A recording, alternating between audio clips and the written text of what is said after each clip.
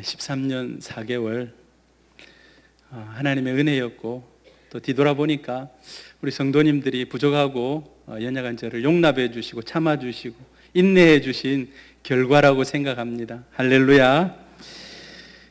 사람들이 살아오면서 자기 삶을 회고해 볼 그런 시간들이 있는 것 같습니다.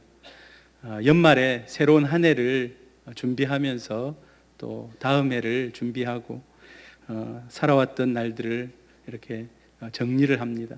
또 특별한 기념일이라든지 또 생일이라든지 이럴 때 자신의 삶을 돌아봅니다.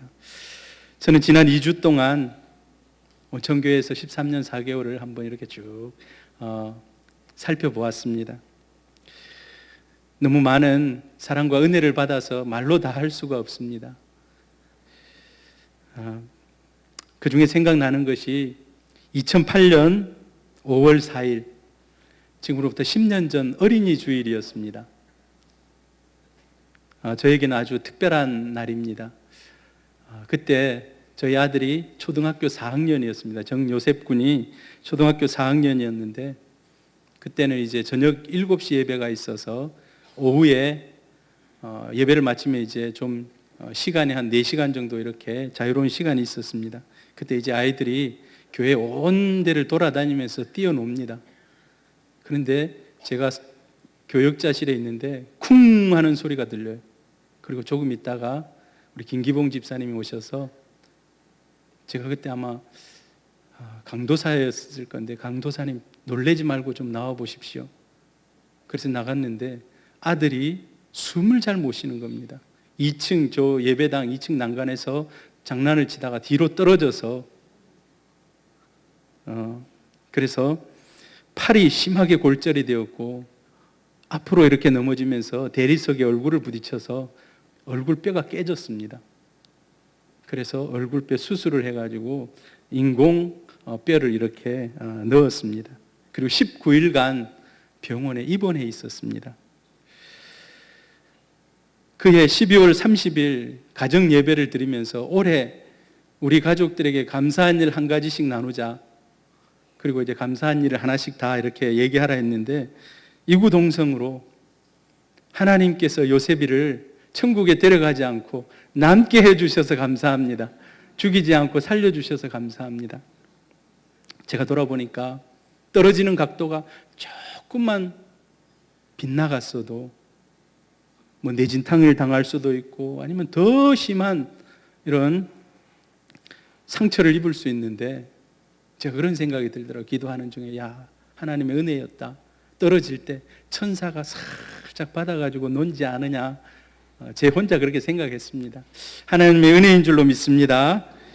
그리고 2016년 3월 24일, 한 2년 정도 전인데요, 그때 제가 고난주간 수요일 저녁 예배를 인도하는 날이었습니다. 아침에 일어나 보니 새벽 기도를 가려고 이빨을 닦는데 이 물이 그냥 입에서 주르르 흐르는 겁니다. 그리고 거울을 자세히 봤더니 얼굴이 이상해져 있는 겁니다. 와사풍이 와서 얼굴이 일그러져 있었습니다. 그날 저녁에 설교를 해야 되는데 여러분, 제 마음이 어땠겠습니까? 그래서 한 달 정도 휴가 아닌 휴가를 받으면서 침 치료를 했습니다. 나 혼자만의 고독한 시간을 그렇게 보내면서, 또한 하나님의 은혜가 얼마나 크고 위대한지, 하나님의 은혜가 없이는 한순간도 살 수 없는 인간임을 깨닫는 그런 시간들이었습니다. 여러분들도 자신들의 삶을 뒤돌아보면 하나님이 주신 은혜들이 있는 줄로 믿습니다. 오늘 고린도전서 15장 9절 10절에는 사도 바울이 다메섹에서 하나님이 불러주시고 지금까지 복음을 위해서 살았던 그 일들을 회상하면서, 이때의 나이가 신학자들은 40대 후반에서 50대 초반 정도로 보고 있습니다. 그의 고백이 이렇습니다. 그러나 나의 나 된 것은 하나님의 은혜로 된 것이니, 이 말씀에는 나는 하나님의 은혜로 오늘의 내가 있었다라는 그의 고백입니다. 오늘의 내가 있게 된 것은 전적인 하나님의 은혜였다. 하나님의 은혜가 아니었다면 지금의 나는 존재할 수 없다라는 그런 강한 표현입니다. 저와 여러분도 오늘 이 고백을 하실 수 있기를 바랍니다. 바울이 특별히 강조한 것은 은혜입니다. 은혜. 우리 기독교를 은혜의 종교라고 그렇게 얘기하지 않습니까? 우리가 구원받은 것, 우리가 지금 이 자리에 앉아서 예배 드릴 수 있는 것도 하나님의 은혜인 줄로 믿습니다. 제가 지역을 맡아서 이렇게 신방을 해봅니다. 그러면 가정마다 다 기도 제목이 있어요. 그 중에 빠지지 않고 드리는 기도 제목이 아버지를 구원해 주세요, 남편을 구원해 주세요, 자녀를 구원해 주세요, 이런 기도 제목이 빠지지가 않습니다. 그를 구원하기 위해서 애를 씁니다. 그런데 안타깝게 결국 믿지 못하고 떠나는 사람들을 많이 보았습니다. 오늘 우리가 이 자리에 있는 것, 우리는 공로 없지만 주님께서 우리를 이 자리에 불러주신 줄로 믿습니다. 바울은 우리를 향하여서 얘기합니다. 로마서 5장 17절에 은혜와 의의 선물을 넘치게 받은 자들이라고 말합니다. 은혜와 의의 선물을 넘치게 받은 자들, 저와 여러분이 그런 은혜의 존재들인 줄로 믿습니다. 누구 때문입니까? 바로 예수 그리스도 때문인 줄로 믿습니다. 바울이 본문에서 말하는 하나님의 은혜, 두 가지를 포함하고 있을 것입니다.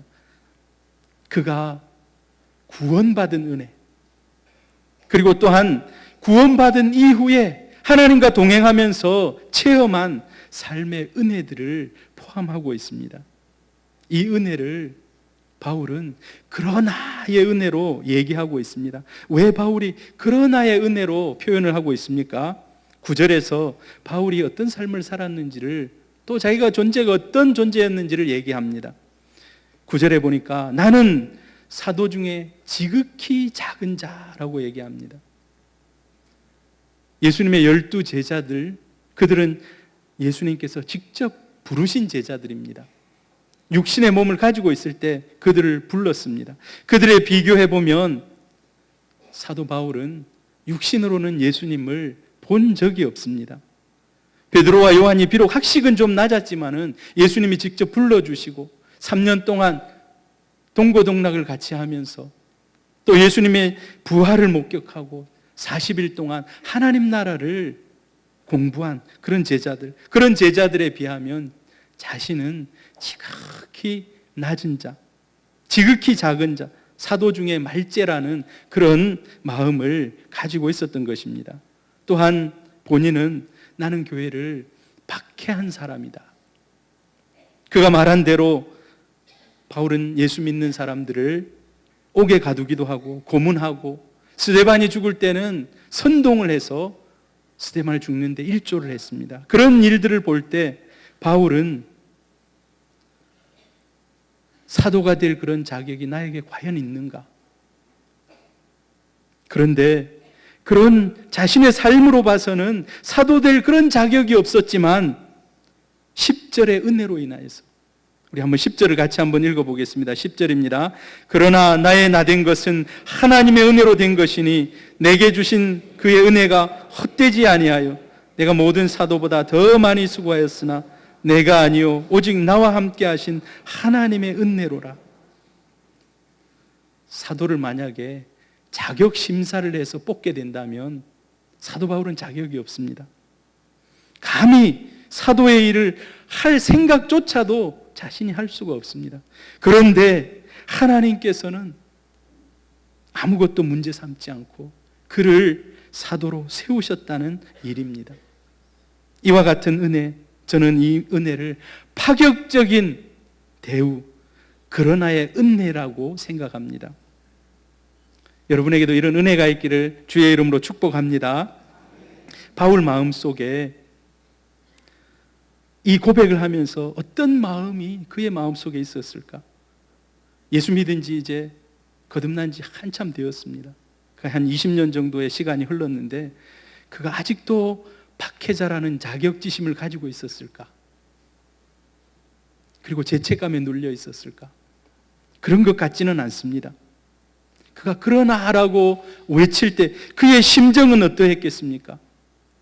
악하고 미천한 자기를 사도로 불러주신 하나님의 은혜에 압도당한 감격을 주체하지 못한 그의 마음, 빚진 자의 마음이었습니다. 이 많은 사람들 가운데 어떻게 나를 찾아오셔서 복음의 증인으로 삼으시고 나를 사도로까지 세우셨을까? 여기에는 어떤 대답이 있을 수 없습니다. 어떤 대답이 있을 수 없습니다.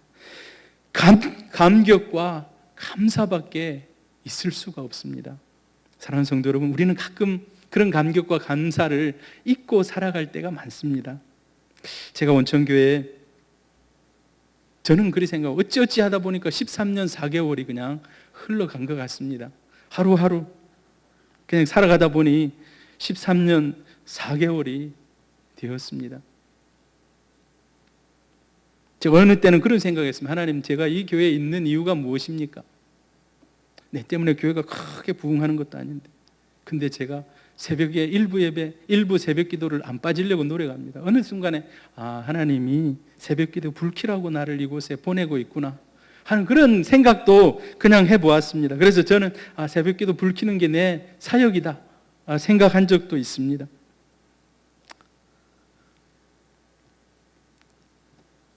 바울의 마음속에는 하나님의 그 은혜에 압도당한 감격을 주체할 수 없는 그런 마음이 그에게 있었습니다. 만약에요, 하나님이 우리를 있는 그대로, 흠 있는 그대로 우리를 보시면 우리는 하나님 앞에 설 사람이 아무도 없습니다. 우리는 일이 좀 잘 되면요, 얼마나 교만해집니까? 저도 그렇더라고요. 좀 일이 잘 되거나 그러면 막 교만해집니다. 그리고 예수 믿고 나서도 우리는 불순종하고 성령을 근심케 하고 우리 연약함이 너무 많습니다. 그럼에도 불구하고 하나님은 그 연약함을 탓하지 않고 죄를 죄대로 갚지 않으셨습니다. 우리의 못남을 있는 그대로 다루지 않는 하나님을 만나게 됩니다. 파격적인 은혜. 오늘 저와 여러분이 그 파격적인 은혜의 주인공인 줄로 믿습니다.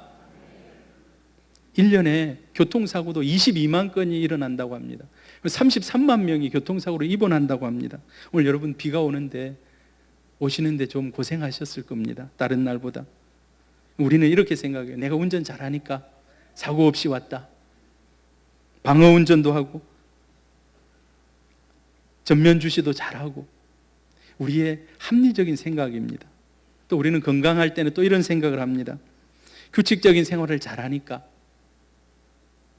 음식도 골고루 먹고 과식하지 않으니까, 자주 걷기도 하니까 나는 건강하다.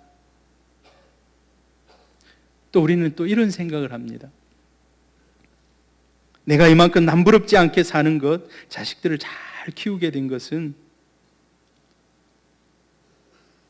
우리 부모님들이 교회에 충성해서 그런 복을 받고 있다. 제가 신대원 들어갈 때 120명이 들어갔는데요, 그 120명 중에 10명 중에 7, 8명은 다 목사님, 장로님, 권사님, 안수집사님 자녀들이더라고요. 저는 근데 그 당시까지만 해도 부모님이 뭐 예수를 안 믿을 그런 때였거든요. 어디서 누가 그런 얘기하면 저는 기가 푹 죽습니다. 지금은 이제 어머니 아버지가 세례도 받고 교회도 열심히 다니고 좋은 목사 되라고 저를 위해서 열심히 기도해 주고 있습니다. 근데 우리는 내가 누리는 이 은혜가 내가 잘해서, 아니면 부모님이 잘해서 라고 생각할 수가 있습니다. 이와 같은 것은 인과응보 원칙에 염두에 두고 있는 합리적인 그런 사고방식입니다. 이것은 우리의 공로주의에 속합니다. 그런데 오늘 사도 바울은 그렇게 얘기하지 않습니다. 그런 공로 때문이 아니고 오직 하나님의 은혜였다라고 고백합니다. 여러분, 이 세상에서 많은 복을 누리십니까? 오직 단 1%도 내 공로가 아닌 하나님의 은혜인 줄로 믿습니다. 제가 온천교회 13년 4개월 있었던 것도 많은 배려들이 있었지만은 하나님의 은혜였고, 또 지금 새소망교회가 어려움에 처해 있는 건 사실입니다. 그런 교회에 보내시는 것도 하나님의 은혜인 줄로 믿습니다. 은혜는 조건이 없습니다. 공로 없이 받아 누리는 그런 축복입니다. 자기 공로를 앞세운다면 모든 것이 하나님의 은혜로 보지 않고 보상으로 보는 겁니다. 스톰스라는 이런 신학자가 은혜에 대해서 정의해 놓은 그런 글이 있습니다. 한번 띄워줘 보십시오. 같이 한번 읽어보겠습니다.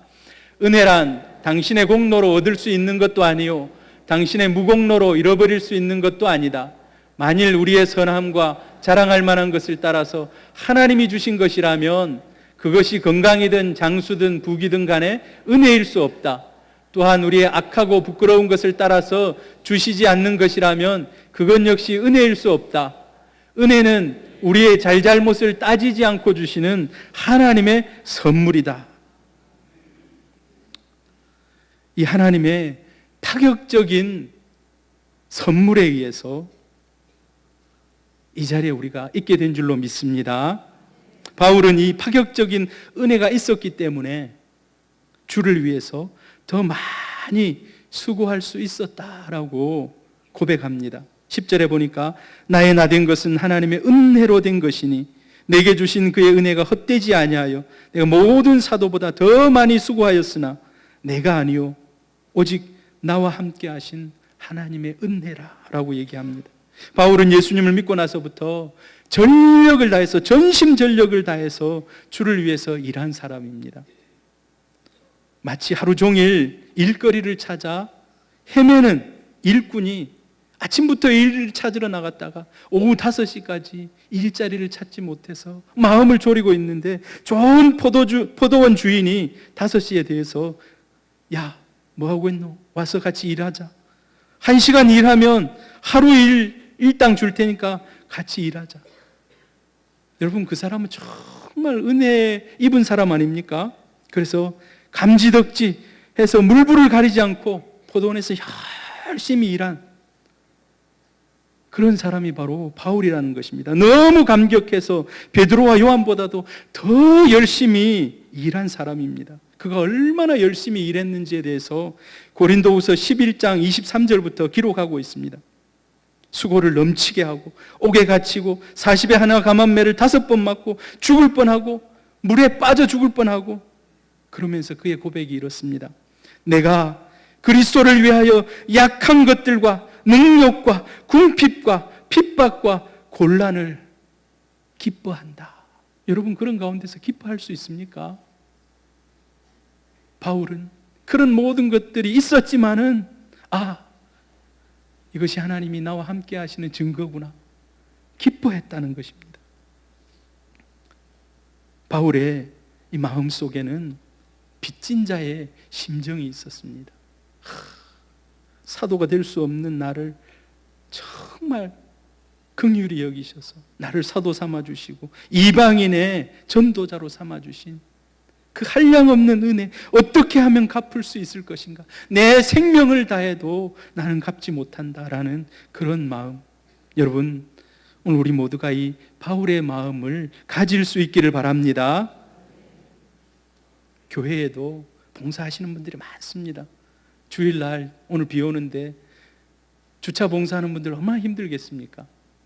또 아침부터 일찍부터 와서 식당 봉사를 하시고 또 교사로, 찬양대로. 그런데 우리 마음속에 세상 사람들은 이것을 이해를 하지 못합니다. 세상 사람 가치관으로 어떻게 그게 이해가 되겠습니까? 우리가 알아야 할 것은 이 모든 일들이 하나님 나라에, 하나님 나라 곳간에 쌓여지는 알곡이요 또 우리의 면류관에 달릴 보석인 줄로 믿습니다. 지금 이 땅에서는 별로 우리가 받지 못한다 할지라도 반드시 하나님의 생명책에 기록되고 하나님이 상 주실 줄로 믿습니다. 그 일이 작은 일이라 할지라도 사랑하는 성도 여러분, 그 일에 하나님이 맡기신 일인 줄 알고 최선을 다한다면 하나님 기뻐하실 것입니다. 그런데 은혜가 없다면 흉내 낼 수조차 없습니다. 그러한 일들을. 여러분, 저와 여러분의 마음 속에 이 바울의 감동의 마음, 구원하신 은혜, 이방인의 사도로 세워주신 그 은혜, 그 감동과 그 감격의 마음이 이 시간 있기를 바랍니다. 우리는 때로는 내가 믿음이 좋아서 이만한 일을 하지, 내 훈련을 잘 받았기 때문에 이 정도 일을 하지, 내가 똑똑해서 이만큼 할 수 있다라고 생각합니다. 그러나 그것은 은혜를 배척하고 내 공로를 앞세우는 행동인 것을 여러분 아시기를 바랍니다. 우리 마음속에 있어야 할 것, 바울의 이 빚진 자의 마음이 있기를 바랍니다. 오늘 여러분들이 보시면 알겠지만 저는 온천교회에 참 많은 빚을 지고 또한 이제 교회를 사임하게 됩니다.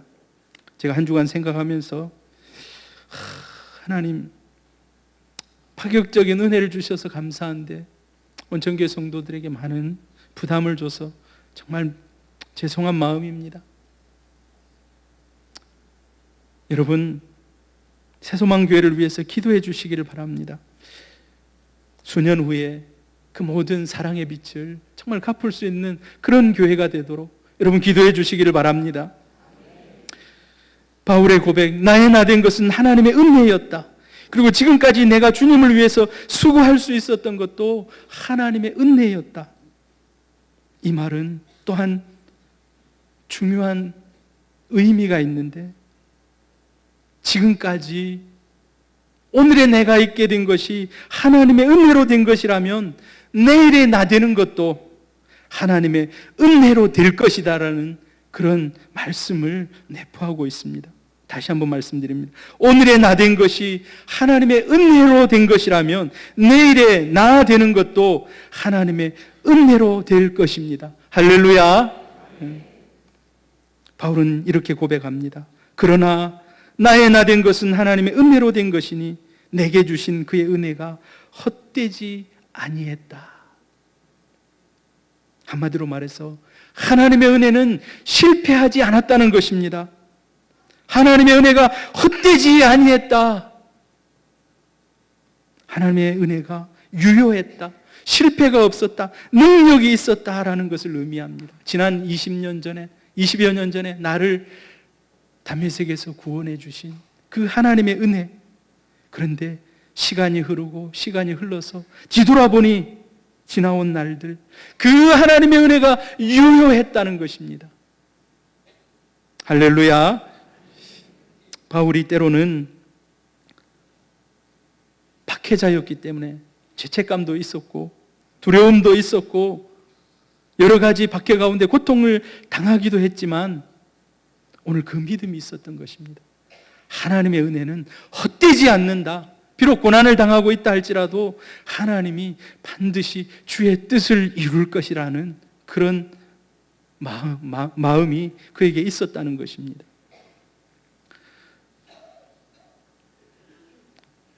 제가 초등학교 4학년 때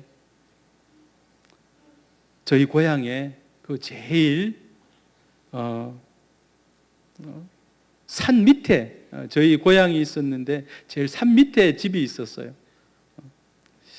그래서 이제 동네에서 좀 떨어져 있는 산에 있었는데 4학년 때 여름에 비가 많이 왔습니다.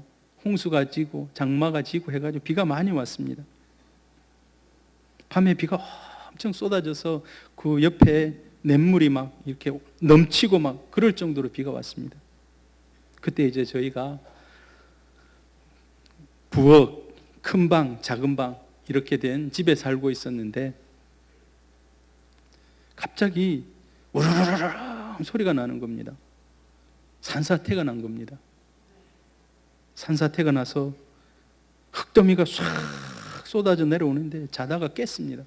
순식간에 부엌, 큰 방이 사라져 버렸습니다. 어머니 아버지 큰 방에 주무시고 아이들은 작은 방에 잤는데 간신히 어머니 아버지가 살아서 나왔어요. 순식간 할 사이였기 때문에 어찌 할 수가 없었습니다. 놀래가지고 나와서 전기도 안 들어오고 랜턴 켜가지고 착 둘러서 이렇게 보는데 마당까지 흙이 쫙 넘쳐가지고 건질 게 하나도 없어요. 그때 저희 어머니가 밤새 목 놓아 울었습니다. 지금도 생각이 나요. 이제 우리는 어떻게 살아가나? 이제 우리는 어떻게 살아가나? 울면서 밤새 울면서 이제 우리는 어떻게 살아가나? 뭐 건질 게 아무것도 없는. 그때 만약에 제가 교회에 다녔다면 아마 기도도 좀 했을 건데 교회도 안 다녔기 때문에 어찌할 수가 없었습니다. 그리고 정말 불우한 한 학기를 보냈습니다. 그 많은 가족이 어머니, 아버지, 자녀 4명, 6명이 한 방에 작은 그 쓰러지지 않는 그 방에 살고 국가에서 갖다 주는 통조림 그걸 가지고 몇 달을 살았습니다.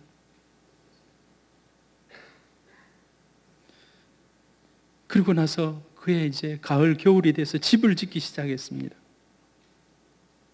그때 지은 집이 감사하게도 교회에서 50m 정도 떨어진 곳에 집을 지었습니다.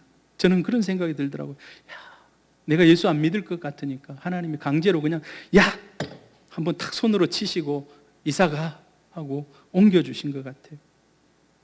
그래서 5학년 때부터 이사가 가지고 거기서 교회를 다니게 되었습니다.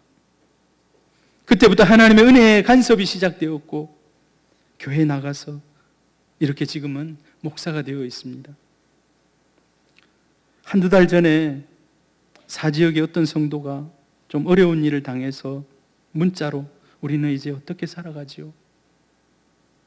전화를 하는데 우리는 어떻게 살아가지요? 라고 이렇게 얘기를 하는데 제가 새벽기도 말씀을 전하고 저 자리에 내려가서 옛날에 한 3, 40년 전에 엄마의 그 절규 소리와 그 문자 보내신 그분의 이 음성이 오버랩이 되면서 한없이 울었습니다. 저 자리에서. 그때 철이 없어서 엄마의 마음을 헤아려 주지를 못했구나. 4학년 너무 철이 없어서 엄마가 밤새 우리는 이제 어떻게 살아가나 하늘을 바라보면서 목매어 비를 맞으며 울던 그때의 모습이 마음에 와닿았습니다. 그러나 소망은 있는 줄로 믿습니다. 하나님께서 또 다른 길을 준비해 놓고 하나님이 우리를 그 연단의 과정에 넣더라는 것입니다. 하나님이 헛되지 않는 은혜가 우리가 당하고 있는 이 고난과 고통을 능히 이기게 하실 줄로 믿습니다. 하나님의 은혜는 헛되지 않는다는 것입니다. 2004년 12월 10일 이날은 굉장히 중요한 날입니다. 2004년 12월 10일 그날 제가 신대원 2학년이었습니다. 마지막 중간고사를 보고 내려오는 날입니다. 점심 식사를 합니다. 식당에서. 그때 제 앞에 김주영 선교사님이 앞자리에 앉았습니다. 신대원 2년 동안 다니면서 한마디도 말해보지 않은 분입니다. 그런데 어찌 그날 제 앞에 앉았습니다. 그래 같이 이렇게 얘기를 하면서 김주영 선교사님 이렇게 얘기합니다. 혹시 사역지 구하고 있습니까? 저는 예, 지금 사역지를 구하고 있는 중에 있습니다. 아, 그래요? 그러면 이력서 한번 줘보세요. 그래서 제가 그냥 가방에 가지고 있던 이력서를 드렸습니다. 그날이 금요일이었기 때문에 제가 섬기던 확신교회에서 금요기도회 하고 집에 왔습니다. 보통은 집에 오면 아내가 저를 반갑게 맞이해 주는데 그날은 긴 통화를 하고 있었습니다. 누구와 통화하는데 저렇게 길게 진지하게 통화를 하고 있을까? 다름 아닌 안용훈 목사님께서 전화가 오셨습니다. 그날 이번 주 당회가 있는데 당회에 이야기할 테니까 1월부터 부임하세요. 할렐루야. 파격적인 하나님의 은혜인 줄로 믿습니다. 그날 결정이 됐습니다. 그래서 그 다음 월요일인 12월 13일 역사적으로 우리 안용 목사님을 만나게 되었습니다. 그 자리에 함께 나와서 우리 김경영 목사님이 같이 면접을 보고 저와 함께 식사를 했습니다. 저는 그렇게 생각합니다. 지금처럼 인사위원회가 있고 장로님들에게 면접을 보고 한다면 분명 떨어졌을 것이다. 떨어졌을 것이다. 그때는 인사위원회가 없었기 때문에 파격적인 하나님의 은혜였다. 그렇게 해서 13년 4개월을 섬기게 되었습니다. 담임 목사로 가기 위해서 여러 가지 원서도 좀 내보고 막 이랬습니다만 그게 잘 쉽지는 않더라고요. 그런데 또 하나님이 저에게 파격적인 은혜를 주셨습니다. 새소망교회를 만나게 하셨고, 또 당회의 배려와 또 그 새소망교회 성도들의 청빙을 통해서 이제 다음 주부터 그 교회에 저는 부임을 하게 됩니다. 이 모든 것이 그러나의 은혜인 줄로 믿습니다. 저만 그렇겠습니까? 여러분에게는 더 많은 간증이 있는 줄 믿습니다. 여러분, 우리가 주위를 바라보면요, 자녀든 남편이든 별로 소망이 없지 않습니까? 그런데 이 그러나의 은혜, 파격적인 하나님의 대우하심, 이 은혜가 있는 줄로 믿습니다. 그 사람이 하나님의 사람, 성령의 사람이 되기만 하면 하나님의 은혜가 절대 헛되지 않을 줄 믿습니다. 여러분, 새소망교회 이름은 너무 좋지 않습니까? 새소망교회, 막 소망이 새롭게 솟아납니다. 온천교회의 땀과 헌신으로 35년 전에 개척이 되었습니다. 수많은 우여곡절을 겪으면서 한 100명 정도까지의 성도도 될 때도 있었지만 지금은 주보에 보는 것처럼 상황이 열악합니다. 그러나의 은혜가 반드시 있을 줄 믿습니다. 하나님의 은혜가 헛되지 않을 줄 믿습니다. 온천교회가 이만큼 헌신해주고 이만큼 수고해 주는데 저는 반드시 그러나의 은혜, 헛되지 않는 하나님의 은혜가 있을 줄 믿습니다. 사랑하는 성도 여러분, 하나님의 은혜를 붙드시는 성도님들 되기를 바랍니다. 성령을 사모하시고 우리 모두가 바울처럼 빚진 자의 심정을 가지고 세상을 사는 천국 시민임을 한시도 잊지 마시고 힘낼 수 있기를 바랍니다. 설교는 마쳤고요. 제 선배님들은 이 마무리할 때 영상이 없더라고요. 그래서 제가 어제 한 5시간 투자해서 집에서 제 영상을 제가 만들어 보았습니다. 여러분 한번 보시고 우리 새소망교회를 위해서 많이 기도해 주시기를 바랍니다. 감사합니다.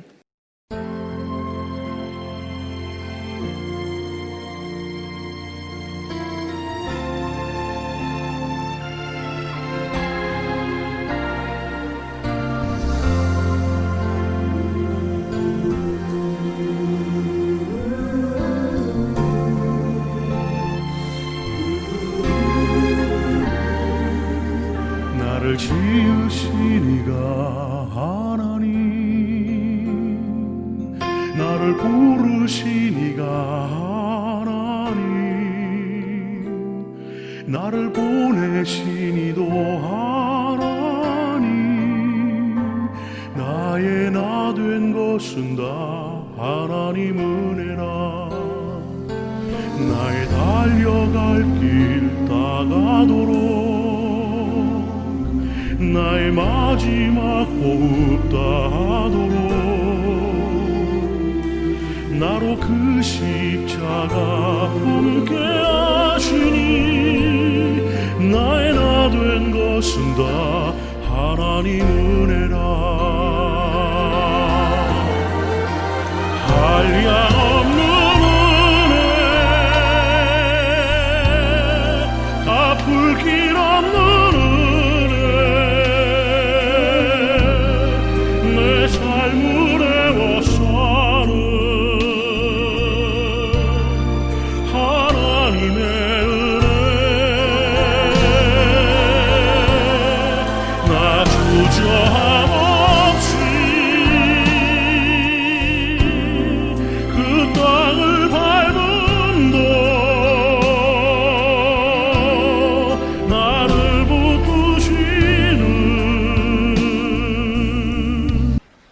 그동안 많은 사랑 베풀어 주신 것 감사합니다. 앞으로도 계속 기도해 주세요. 사랑합니다.